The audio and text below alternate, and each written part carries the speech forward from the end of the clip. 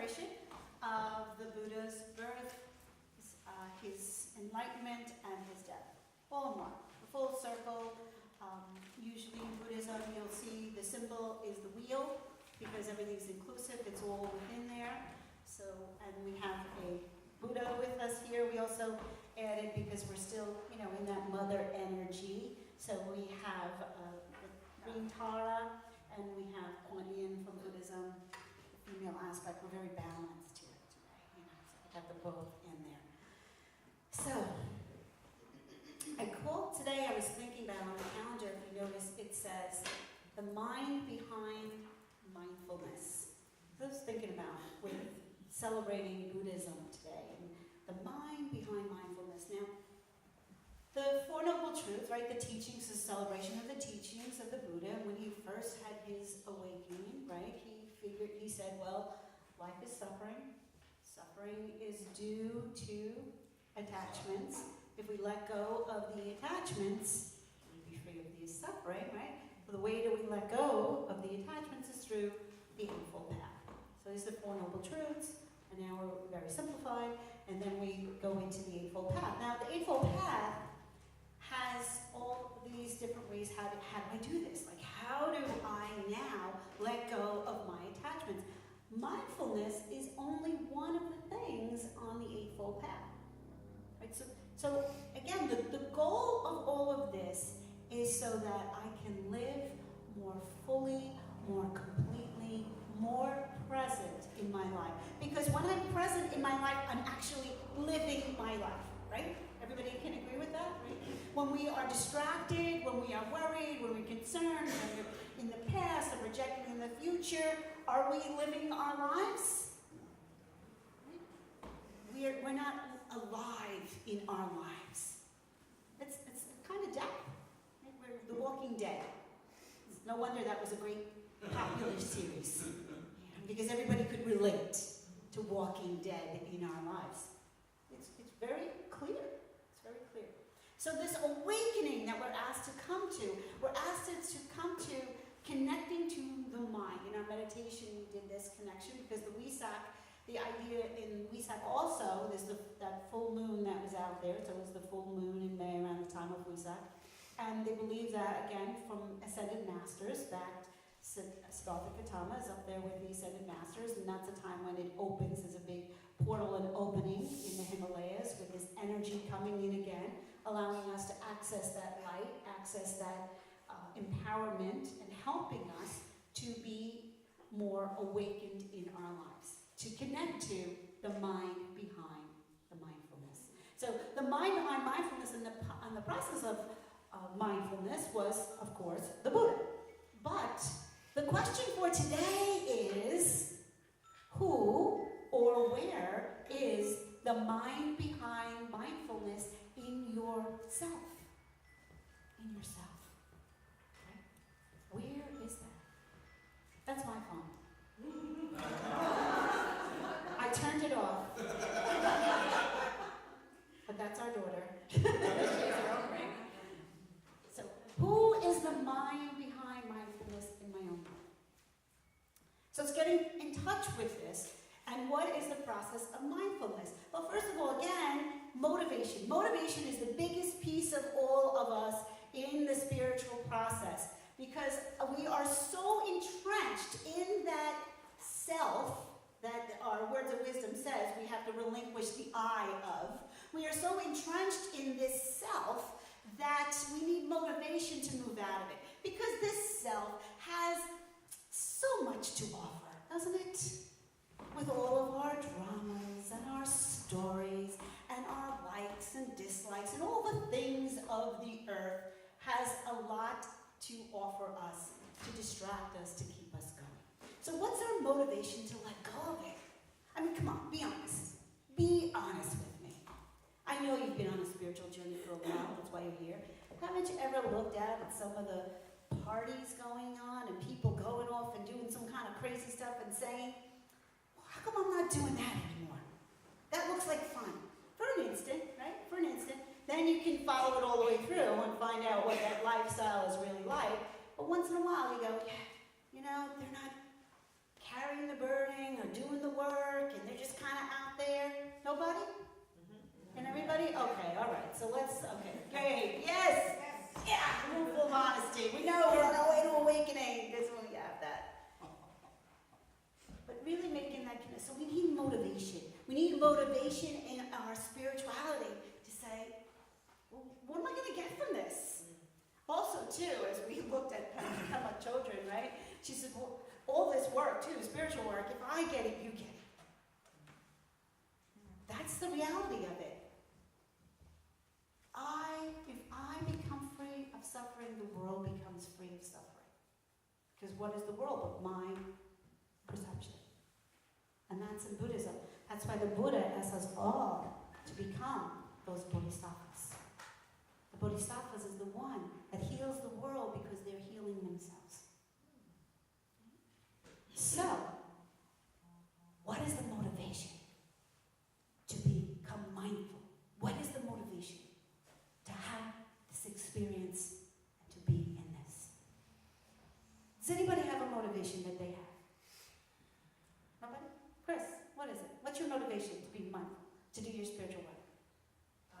Well, you know, I'm a UU, so I always think about, like, what can I do to increase the peace, to help those who are less fortunate, you know, to really do the work of God. Right? So all this pain and suffering that you're seeing, how can I can change this? I can change. Spiritual principles tell us that we literally can change the suffering in the world by doing our own work. That's a great motivation, right? Any other motivations? Yes? To be more peaceful. To be more peaceful in myself.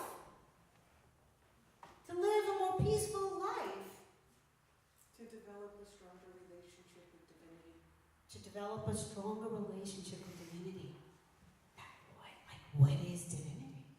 To be, right? When we talk about it, we go like, wow, big, with the universe, with all those celestial beings, with all of that, to have a stronger connection with it. Is anybody getting motivated yet? Yes? We get some motivation going? Ruth? Bringing into the oneness into the world, because we're all one anyway. Bringing the oneness into the world. I've been motivated for that because I want to. Peace on earth. Yeah, Ronnie? Detach from all things going on around us and remain focused on the good, positive things and bringing better things into the world. Walking through the problems rather than dwelling in them. Right. So I can walk through the problems rather than dwell on them. Right? Just to reach that place of blissfulness. Blissful. Hey, blissful. Woohoo! Right? That was the whole motivation of the party or whatever the other stuff everyone's doing. You're having the things in life, right? Because I want to be blissful. I want to be peaceful. Why do I work so hard to have the beautiful home? Because I want to be peaceful in my home. I want to feel, right, the beauty, the gift, the abundance of life. I want to live that. I want to experience that. I want to be alive in that. Sound good? Are we getting motivated yet? Yes, right? This is why we do this work. Because we really want to be alive. We really want to live. Not to be the walking dead anymore. So, being motivated now. We come back to, okay, so what do I have to do? Oh, here's the full path again now. Right? Because all the other stuff was the suffering and getting caught in the attachments and the figuring and all that stuff. So we want to pull back from that now and we want to be in the place of what do I need to do? Well, when we talk about all the other pieces, there's a lot of pieces and we could be talking a lot because there's books written on all the different things. When we are living the rightful path, we're careful of our speech. What do we talk about? Is it about this presentness, beauty, wonder, grace? Or is it all stuff? You know, getting caught up in the stuff. What do you bring to a conversation? Do you bring that old stuff again?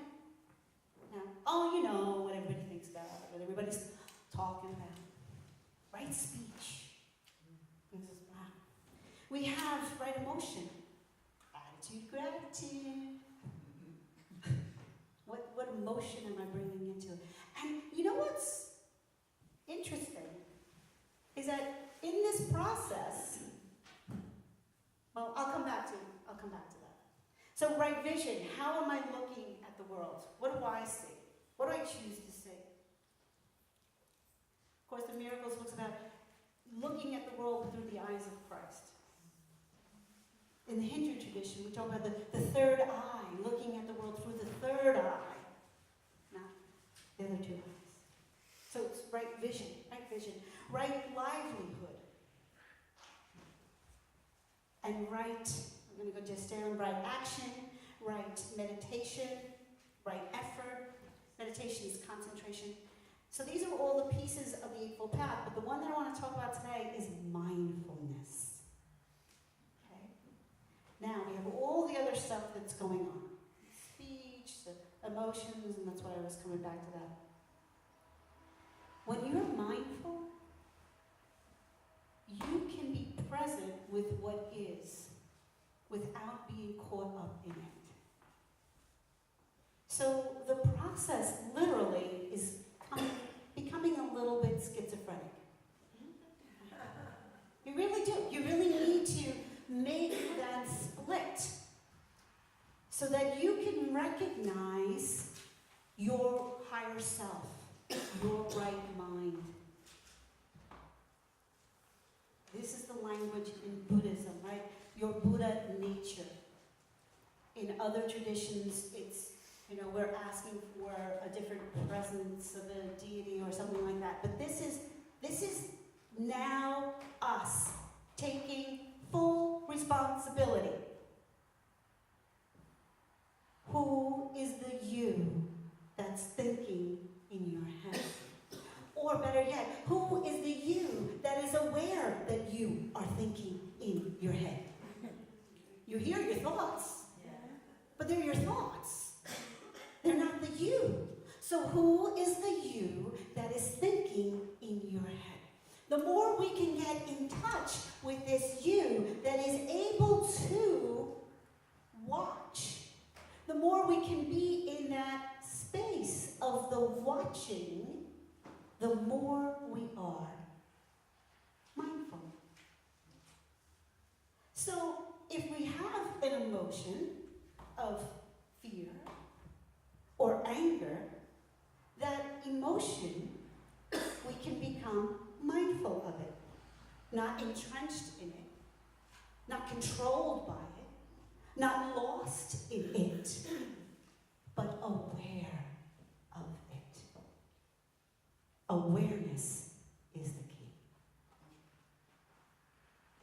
How many think that they have a good sense of awareness in their life? Raise your hand. How many don't think they have a good sense of awareness in their life? And how many think they're not sure if they have a good sense of awareness in their life? Okay.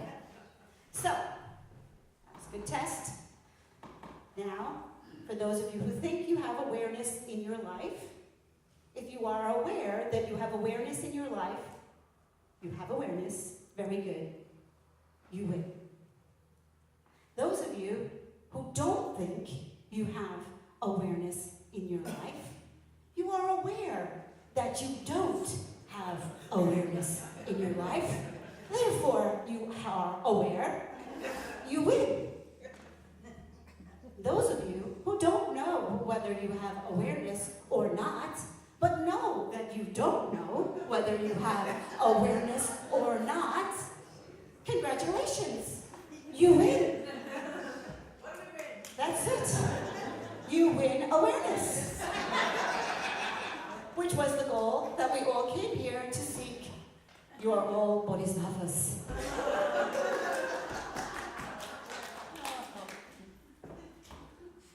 This is mindfulness. It is joyful. It is joyful. It is being able to be in our place, in ourselves, in our minds, that is not affected by whatever else comes along. And living from a place of this is the greatest gift of grace and awakening. It transcends life and death. It transcends lifetime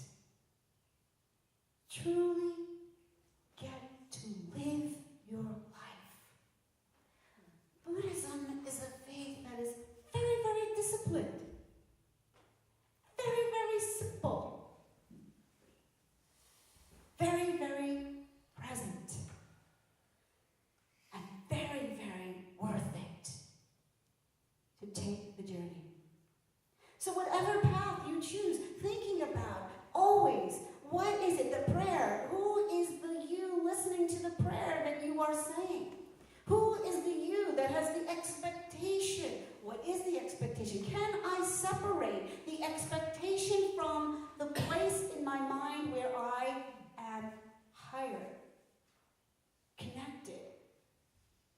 Where is the Buddha in me? And the Buddha in us is that time when we awaken. I have my butterfly on today. Coming out of the cocoon. Right? And coming out of the cocoon, what does it look like, right? Chop wood, carry water. What does enlightenment look like? You still chop wood and carry water. With that little smile. Because we know we're not thrown into the chaos of the river. We can gently sit beside it. Is that so? Is that so? We are not that. What we are is far beyond that. That is why the ascended masters are there. That is why that light prevails. Mindfulness is spacious. There's room for all of the stuff that happens in life. Has room for it all. But staying connected is the key to not get lost. So have our thoughts, but be aware that you're having the thoughts. This is how you don't get lost on the highway. You ever be so lost in your thoughts, you go, what exit am I in? How far do I have to go? That's not mindfulness. Okay? Mindfulness means I am aware that I'm sitting in my car. I am aware that I'm driving. I am aware that there are thoughts going on. See, that's why our mindfulness practice is even as simple as I am aware that I am breathing in. I am aware that I am breathing out. Mindfulness practice means that if I am having any kind of issues, anxiety, or I'm having some kind of pain in my body, I welcome all that comes. You can see this process is now transcending all traditions. We started out with come whoever you are, right? Or Rumi. And Rumi has the house, right? And he says, welcome all who come to the door of your house. Welcome it. Jump in it. Don't let it, carry it on your back or jump on its back. Welcome it. Do not lose yourself. Every time, come back. Come back. Center. Come back to the mind behind the mindfulness. Allow for the spaciousness of all that is. This Wesak, as the energies are pouring in from the great Himalayas, shining down on us, that beautiful moon. Open your arms and ask for that support to truly know the you that is the awakened one, that has been demonstrated by our beloved friend Siddhartha Gautama, and now